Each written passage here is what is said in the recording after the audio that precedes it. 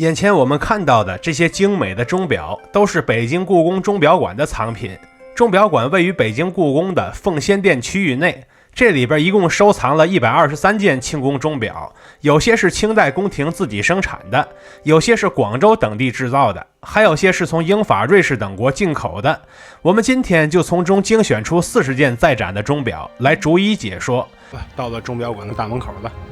它距离珍宝馆并不远，但是检票的口在哪儿？不在这个门，还得往里走。那么右边这个口应该就是检票的入口了。哎呀，一会儿过去刷票进门了。大家好，我是徐工，这次一定点关注，下次旅行不迷路啊！我目前在这个地方是北京故宫的钟表馆啊，一会儿我们来逛一逛这儿。钟表馆的门票是10块钱，在此之前还要先买故宫的大门票才能进来参观。现在我们走进钟表馆，先从法国钟表区开始看起来。先看这件铜镀金奖杯式寒暑3面表，这是20世纪的法国钟表，并由瑞士公司代销售。它的下侧一共有3块表，正面是普通的钟表，但看不到后面的表盘。据资料说，后面是风雨表和温度计。温度计咱都见过，但风雨表我还没见过。据说它能区分出晴天、雨天、暴雨天。哎呀，看不到就更好奇了。它附近的铜轮船模型表就比较好，它的3个表都在正面，其右边的圆盘就是风雨表。原来风雨表也是走刻度的，可惜距离比较远，就看不清楚里边的刻度了。然后是一座铜灯塔式座钟，这是19世纪的法国钟表，造型就是灯塔的造型，表盘就在它的顶端了。后面这件铜镀金珐琅座钟就比较漂亮了。法国的钟表经常做成建筑的造型，这个钟表所采用的建筑样式则是4方亭式建筑，4个角各有一根立柱。钟表的表身暂刻着珐琅花纹，表盘下方的圆形区域则是珐琅瓷片，上边的人物是爱神和仙女。再往后是一个铜热气球式钟，证明在当时的法国，用热气球进行探险的人并不少，甚至热气球本身都是法国人蒙格菲兄弟所发明的。把钟给做成这样的造型，那再正常不过了。下一件是铜镀金式蓝瓷瓶式钟，钟体就是一个蓝色瓷瓶，它的两侧是花草形状的装饰，最上方则是王冠形状的装饰。钟表就在正面，表的周围还有卷草纹，和瓶子上的彩绘画风相同。然后是一件铜镀金珐琅围屏式钟，围屏是一个能折叠的家具，而且还是中国的传统家具。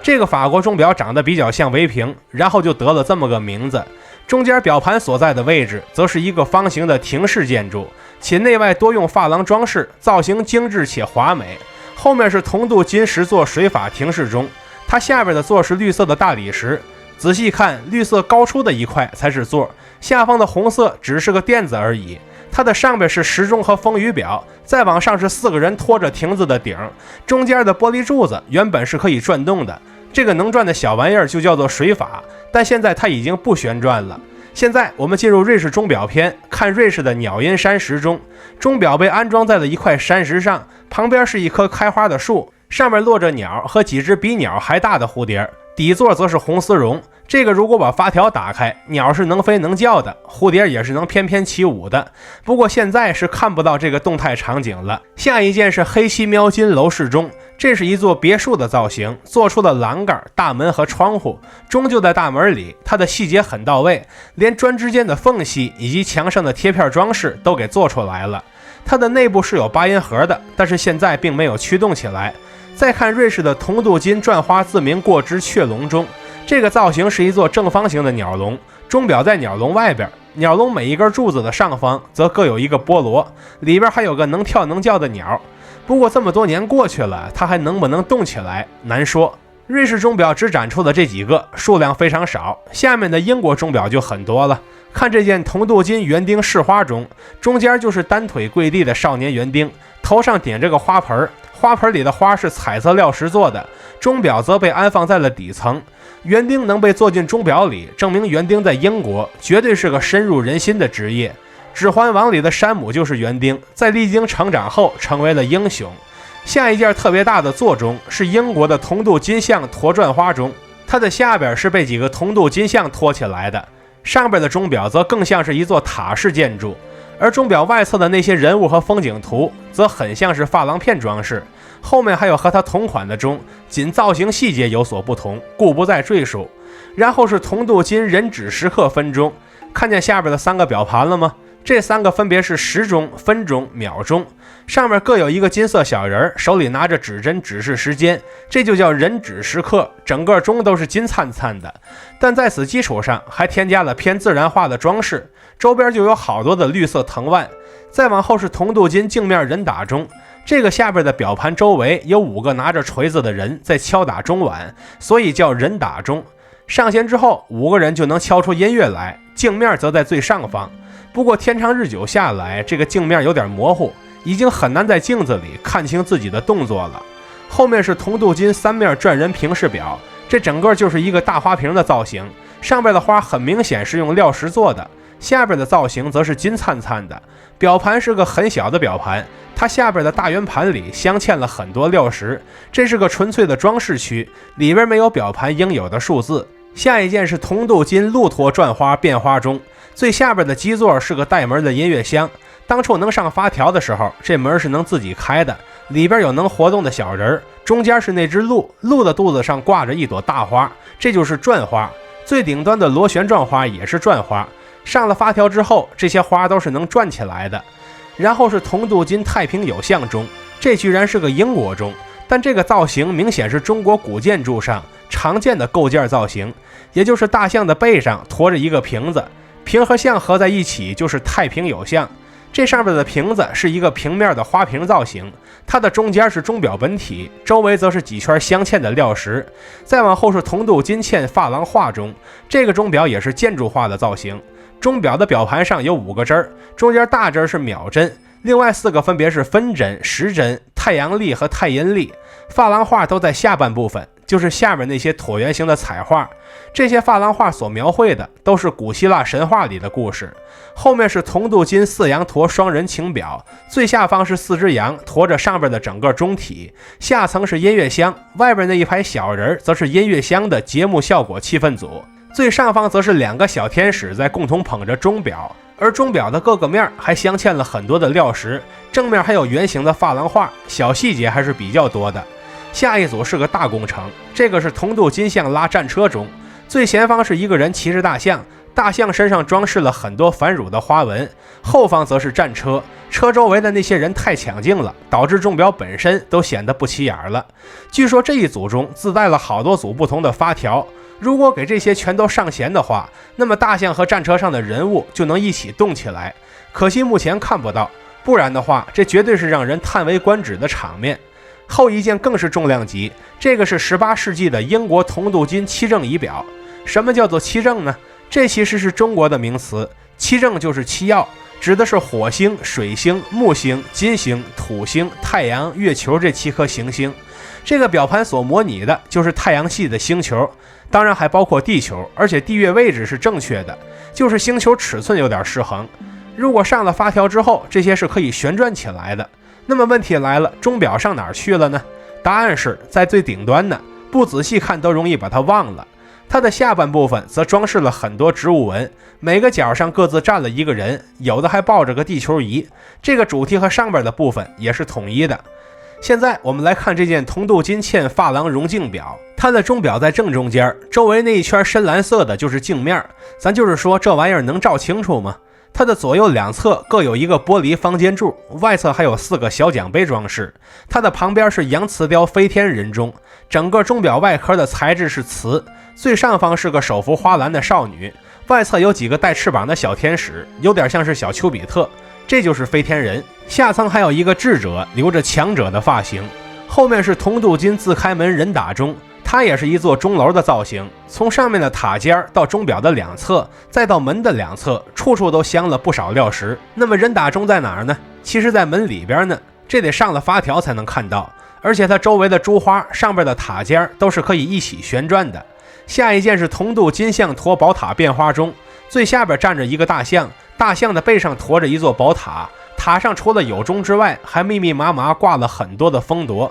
最高的2层柱子上边也镶嵌了很多料石，一旦上了发条之后，这些柱子就能跟着一起转动，大象的眼珠和鼻子也能一起转动。然后是铜镀金人系狮象驼钟，这个钟的正面是一个大舞台，舞台的背景是很多的绿植，中间有个驯狮子的人，两侧的水法上则各自站了一个人，驮着钟表的像其实在最上层呢，这和狮子也不挨着。取名字的时候干嘛要把狮像并列呢？难道是狮驼岭爱好者？难说。再往后是铜镀金嵌珐琅转花鸟音水法钟，这个钟的位置在前边，花鸟在后边，水法则在钟的两侧，就是上面带着4个白天的柱子，4个柱子就是水法，珐琅画则在底座的最前面。这个钟的装饰虽然很繁复，但上面的元素都是我们刚才见过的，所以不多赘述。后一件绝对是重量级，它就是铜镀金写字人钟。这个展品很大个，感觉有1人来高了。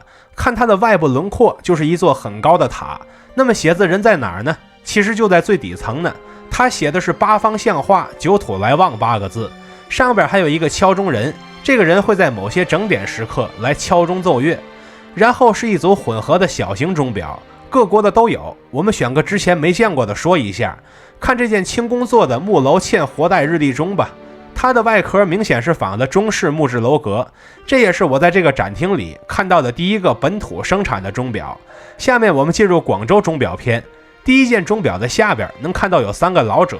我一开始以为是儒释道三教教主，后来发现中间的不是佛，其实这是福禄寿3星。而这个钟表也叫做铜镀金福禄寿3星钟，这是典型的中式元素。后边是一件铜镀金珐琅葫芦顶鱼桥耕读钟，它的最上边是一个蓝色的珐琅葫芦瓶，下边钟表的外侧也镶嵌着好几圈的料石。但是问题来了，鱼桥耕读在哪儿呢？答案是在这个玻璃盒子里边呢，里边的光线比较暗，如果不仔细看，怕是真的不太好找。再往后是一件铜镀金珐琅转注太平有象钟，它外边的蓝色钟面全是珐琅，至于太平有象则在它的中部地带，这是一个小小的象驮着一个很小的瓶子。至于转柱是什么呢？它上层4个角的柱子在上了发条之后都是可以转的，这就是转柱了。它旁边是铜镀金珐琅群仙楼阁式钟，这个钟的外形很明显是一座多层楼阁式钟，钟的底座像是半个须弥座，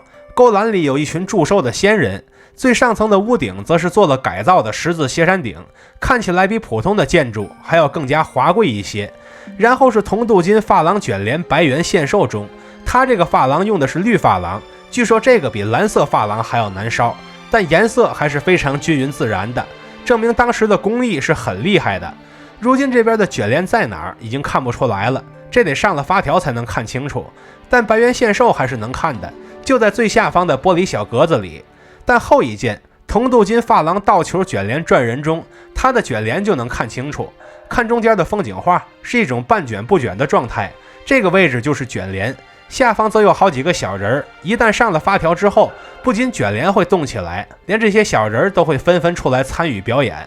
后面是一件铜镀金自开门寿星葫芦式钟，这个钟的名字很好懂，它就是葫芦的造型，上面除了珐琅的蓝绿色之外，还密密麻麻镶嵌了很多料石。至于它的自开门则在最下边，据说这里边有寿星、鹤童和鹿童，但现在大门紧闭，已经看不到这些了。最后我们来看清宫造钟处的钟表，看这件紫檀重檐楼阁式嵌珐琅金钟，这也是清宫御用钟表。它的外轮廓是一座带有重檐攒尖顶的楼阁，楼阁本体面阔5间，雀体上还有蓝色珐琅，钟表则在楼阁的下半部分，这个造型就特别的中式，它既保留了中式古建筑的特色，又维持了庄重典雅的造型。再看这件木楼转人塔式月钟，这是一座13层宝塔，最下层的勾栏是用玉石做的。既然叫月钟，那么如果给它上了发条之后，它必然是能奏乐的。仔细看里边，发现每一层都有仙人。这个钟哪儿都好，就是实用性差了点，看时间还得蹲下看最底下，那是钟表所在的位置。最后一件又是个重量级文物，这是一件彩漆描金自开门群仙祝寿楼阁式钟。现在这些门都是打开的，里边的人物都一目了然。楼阁的屋顶是卷棚斜山顶，连脊兽都给做出来了。上层有3个仙人在门里，看这个造型肯定有敲钟碗报时的功能。中间钟表的两侧则有青绿山水悬塑，它的个头也大，得有1人来高。至此我们就逛完了故宫的钟表馆。不知你发现没有，很多西方的钟表用的都是建筑的外形，因为他们早期的钟就是挂在高高的钟楼上边，安排人上去敲，这点和我们是差不多的。他们后来的机械钟可以理解为是大钟楼的缩小版，里边各种各样的机械零件也成为了西幻元素中的一部分。比如恶魔城中的石祭塔就是一种具象化的体现。如果制作人没见过机械中的零件，那打死都编不出来这样的场景。这些历史演化的痕迹，一部分融入到了日常的生活和娱乐当中，另一部分则留在了博物馆里。他们永远停滞在了历史的某一刻，并把过往的回忆凝结在了这个时刻里，供往来的游客随时查阅。看到这里的朋友，欢迎点赞、收藏、加关注，和徐工一起读城，一起旅行。